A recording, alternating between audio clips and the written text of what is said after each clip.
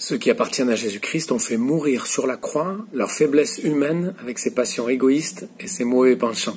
C'est dans la lettre de Paul aux Galates, au chapitre 5, au verset 24, et ça nous dit quelque chose de la foi chrétienne.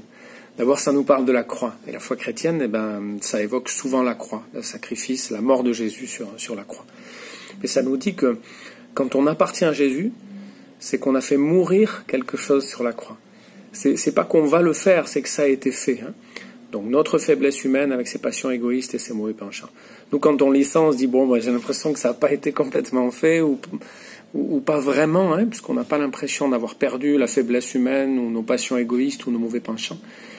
Mais je crois que ce qu'on peut dire, c'est que c'est quelque chose dont on est libéré. Si on appartient vraiment à Jésus-Christ, ça veut dire qu'on a fait on a pris cet engagement, et Dieu a fait ce travail. Voilà, c'est Dieu qui fait ce travail, et il nous dit en fait que c'est fait.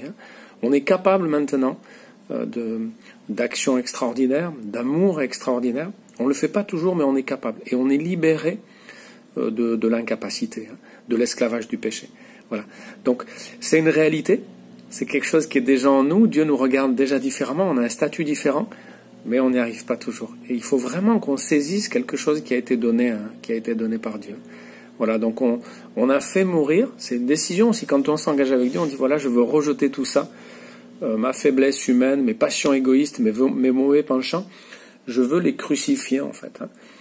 En mourant à moi-même, c'est-à-dire que je meurs à mes désirs, en tout cas à mes mauvais désirs. Ça ne veut pas dire que je ferai plus de choses qui me plaisent, mais ça veut dire que tout ce qui m'éloigne de Dieu, je veux le faire mourir. Donc Dieu le fait pour moi, et moi je veux renouveler en fait cette réalité ou cet engagement tous les jours.